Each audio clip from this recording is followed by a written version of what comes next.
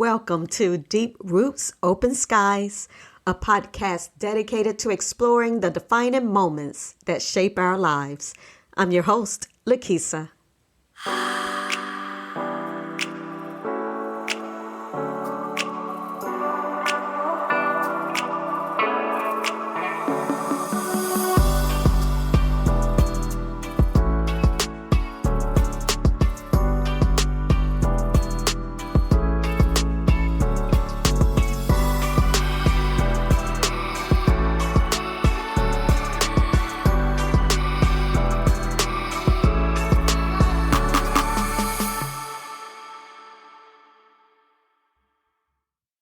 Hi there, everyone.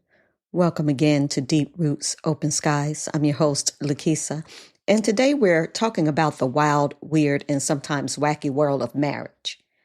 But before you roll your eyes and think, ugh, not another boring discussion about love and commitment, let me hit you with a question. What if I told you that the history of marriage is as tangled as my computer cords on my desk? Yep, just as messy. Now, I know what you might be thinking. Lykesia, why should I care about the history of marriage? I just want to know if I should take the plunge or run for the hills. And that's exactly what we're going to explore today. So listen up and get ready. It's going to be a fun ride. Let's start at the beginning. Why do we even get married? Is it because we want to have kids? Or maybe we just want someone to help us reach that top shelf? I mean, who doesn't need a partner for those? Let's move this couch moments, am I right? But seriously, the reasons for marriage are as varied as the toppings on a pizza. I'm always about why things are the way they are. Historically, marriage was all about alliances and property. Yeah. Back in the day, it wasn't about love. It was about land, livestock, and securing your family's future. You could say it was like a medieval version of Tinder, but instead of swiping right, you were negotiating goats and grain. I'll trade you my daughter for 2 sheep and a cow. Sounds romantic, doesn't it? Now let's bring this closer to home. I grew up in a house with both my parents, and they were married for 24 years before they decided to part ways. That's a long time. But honestly, witnessing that made me question the whole idea of marriage. I remember thinking, what's the point? It's like watching a 2-hour movie only to find out the ending is a cliffhanger. You're left wondering if you just wasted your time. Witnessing my parents' marriage, I realized I didn't want to fall into traditional marital roles. You know, the kind where because you are a woman, you end up doing all the cooking, cleaning, and any other household duties while also working outside the home. Meanwhile, the husband goes to work and maybe cuts the grass during the week or wash the car. That's it. My goal was to make sure that I didn't end up with those roles. I failed to mention this before I got married, but it was a significant part of my mindset. I do appreciate the modern approach to marriage, whether it's sharing the household load. Because let's face it, the women stay in the house thing was a product of a time when women were expected to manage the home without contributing financially. Nowadays, women are a vital part of the household income, coming home from work just as exhausted. So, understanding each other's needs and balancing responsibilities is crucial. Because, man, I was tired getting home from work and then taking care of the household. It really made you too drained for romance later on, if you know what I mean. So here's what I found out through research and a lot of soul searching. Marriage can offer stability, companionship, and sometimes, let's be real, a tax break. But it can also feel like a weight around your neck if you're not with the right person. The pressure to conform to societal norms can be intense, making you feel like you need to rush to the altar just because everyone else is doing it. And here's where it gets interesting. Studies show that marrying for love can lead to long-term happiness, but marrying for practicality can sometimes backfire. You have to find that sweet spot between love and logic, and I'm a logical person. Who knew relationships could be a math problem? 2 plus 2 is 4. If love equals happiness and stability equals peace, what's the formula for a successful marriage? Spoiler alert, I don't think there is one. Now let's take a moment for some sense of humor here. Let's face it, we need it. Picture this, a couple is sitting across from each other at a fancy restaurant, the candlelight flickering as they get into a deep conversation about their future. Suddenly, one of them leans in and says, "So do you think we should get married?" The other pauses, looks serious, and replies, "Only if you promise to stop leaving your socks everywhere. I can't marry someone who treats the floor like it's a laundry basket." Now, that's a conversation we can all relate to, right? Who knew the path to true love could be paved with mismatched socks and a promise of cleanliness? But in all seriousness, marriage isn't a one-size-fits-all situation. Some folks thrive in it, while others are perfectly happy single, and that's okay. The important thing is to reflect on what feels right for you. Now let's tackle a couple of burning questions. If someone proposes, does that mean you have to get married?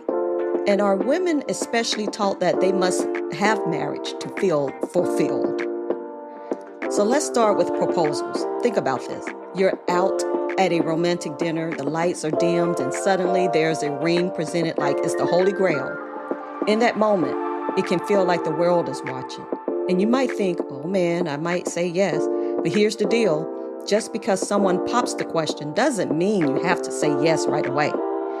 In fact, a study published in the Journal of Marriage and Family found that nearly 30% of people feel pressured to get married after a proposal, even if they're not ready. That's a lot of people potentially walking down the aisle with their hearts in their throats. So my advice, take your time. It's okay to hit pause and consider what you truly want. Speaking of marriage, let me share my own proposal story. It was something I can't really explain. You had to be there to understand it. My soon-to-be husband came to visit me at my apartment, started an argument, and then stormed out of my place. I was upset because the whole thing was crazy and over the top, and I didn't understand it. After a while, he returned and told me to come to the living room where he had candles lit and was on his knees. It was such a dramatic turn from earlier, and I was left a bit stunned, but I did say yes. I guess I was crazy in love too. Now let's flip the coin and talk about societal expectations, especially when it comes to women. I wasn't raised to believe that marriage was my ultimate goal. But many women are subtly taught that they need to achieve this milestone to be complete. It's like being handed a checklist with items like get married and have kids stamped in big, bold letters. Research from the American Psychological Association suggests that women often internalize these societal pressures more than men do. So while we're out here trying to navigate our careers and hobbies, there's this underlying current saying, hey, don't forget to find a husband. It can feel like a game of hopscotch where the only safe squares are the ones labeled marriage and motherhood. Have you ever felt that pressure? And how did you handle it? Think about it. But let's not ignore the boys in this equation. Are they taught about marriage differently? Interestingly enough, studies show that boys tend to receive mixed messages. On one hand, they're often encouraged to focus on their careers and personal success. On the other hand, they're sometimes told that they should find a partner and settle down eventually. It's like a confusing scavenger hunt where the prize is a family, but the instructions are in a foreign language. In fact, a survey conducted by the Pew Research Center revealed that many young men believe they should marry for love, but they also feel societal pressure to achieve financial stability first. So this creates a unique dilemma where you want to be the provider while also wanting to chase their dreams. It's a tug of war between tradition and modernity. Now imagine a guy sitting at a bar with his friends and one of them says, "So when are you getting married?" And he's like, "Well, I need to figure out how to pay off my student loans first." It's a real dilemma, folks. But women think the same way, right? For me, I wanted to be at a certain point in my career before even considering marriage. I aimed to finish my master's degree and establish myself professionally. I had this mindset that I didn't want to get trapped by family obligations and lose myself in the process. As a matter of fact, I got married in the middle of my schooling. I was working on my master's degree, and on our honeymoon, my husband informs me that we will need to move because of his new job. Well, at the time, I felt we didn't have enough discussion time about this. So I told him that I would stay where we were and he could do that. I wanted to complete my master's.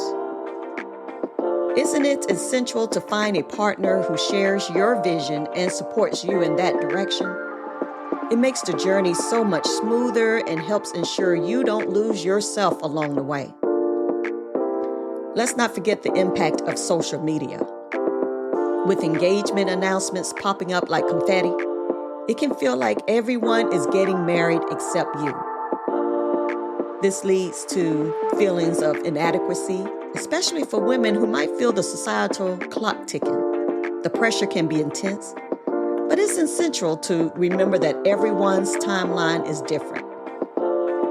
And let's talk about fulfillment for a minute. Are we led to believe that marriage is the key to happiness? Research suggests that while having a partner can bring joy, it's not the only path to fulfillment. Many people find joy in friendship, career, achievements, and personal growth. Let me share a story about someone I know, a close friend, in fact. She was married to a guy who had big dreams of starting his own business. He wanted her to support him fully, believing that once he made it, she could pursue her own ambitions. At first, she was all in, cheering him on as he worked late nights and weekends building his dream. But over time, as their family grew and responsibilities piled up, she found herself sidelined. Her career aspirations took a backseat, and the agreement they had made, where they would both thrive, slowly unraveled. He kept building his empire, but she felt like she was stuck in a holding pattern, unable to grow professionally. They ended up drifting apart because their goals no longer aligned, and she felt resentful. Now let's talk about something I've experienced after 26 years of marriage. You can definitely get caught up in routine and everyday life. It's vital to keep that flame burning. Both partners need to give 100% to prevent one from feeling lacking in the relationship. I used to say that the first 7 years of marriage are the toughest, especially if you're married young. Your marriage is still fresh, and you're both figuring out life together. But honestly, I've come to believe that the hardest years can be throughout the marriage. You can't get too comfortable. Let me give you some examples. It's those little things that can start to gnaw at you, like leaving the toothpaste cap off, or using pots you didn't even know you had but forgot to wash after cooking, and that's not on me now. I remember the early days when I was still adjusting to sharing my space. Suddenly, I didn't have me time anymore. I didn't realize how much I cherished having my own space until it was gone. Those small annoyances can add up over time, and if you're not careful, they can lead to bigger issues. It might even lead you to question whether marrying young is a good idea. You may ask, what is too young? I remember not having a clear idea of what I was getting into, like not knowing how to navigate sharing my life and space with someone else. It's essential to communicate about those things. After all, marriage is about teamwork. Whether it's figuring out who does the dishes or making time for date nights, it's all part of keeping that spark alive. So if you're sitting there wondering if you're missing out because you're not married, let me tell you, you're not alone. There are countless individuals who are thriving without walking down the aisle. It's all about finding what makes you happy, whether that's a lifelong partnership, a cozy single life, or something entirely in between. And let's be real, marriage can be beautiful, but it also comes with its own set of challenges. Ever tried to decide where to eat dinner with a partner? Yeah, multiply that by 100 when it comes to major life decisions. Do we move to the city or stay in the suburbs? Should we get a dog or a cat? You get the picture. As we wrap up this deep dive into marriage, its history, its pressures, and its realities, let's take a moment for some practical advice for those contemplating marriage. Communication is key. Make sure you're discussing expectations and future goals with your partner. I have a few tips to consider. Number 1, set clear expectations. Talk about what marriage means to each of you. Are you aligned on roles, responsibilities, and future aspirations? Discuss finances openly. Money can be a major source of stress in relationships. Be open about your financial situations and how you plan to manage finances together. 3, create a vision together. What are your goals as a couple? Whether it's travel, career aspirations, or family planning, make sure you both have a shared vision. You have 4, prioritize quality time. This is important. Life gets busy, but don't forget to nurture your relationship. You need to schedule regular date nights or quality time to reconnect. And 5, don't shy away from difficult conversations. If something is bothering you, talk about it. It's better to address issues early on than to let them fester. Also, remember that relationships are evolving. With the rise of non-traditional partnerships and impact of social media on our perception of marriage, we're seeing more openness to different ideas about relationships. So how do you think social media have changed the way we view relationships? People are now more open to sharing ideas about marriage and relationships than ever before.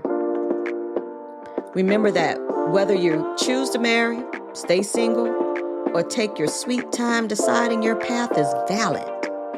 There's no one-size-fits-all when it comes to relationships, and it's essential to prioritize what feels right for you. So, my friends, I want you to think about your own experiences and beliefs around marriage. Do you see it as a beautiful partnership, a necessary evil, or something entirely different? Remember, there's no right or wrong answer here. Just like my parents' marriage taught me about commitment, it also showed me that sometimes it's okay to walk away if things aren't working. Thanks for sticking with me on this journey through the history of marriage and the personal reflections that come with it. I hope you found it both enlightening and entertaining. Until next time, keep those roots deep and the skies open. I can't wait to hear your thoughts on this episode. Thank you for joining me on this episode of Deep Roots, Open Skies. Until next time, embrace your journey and keep exploring the possibilities.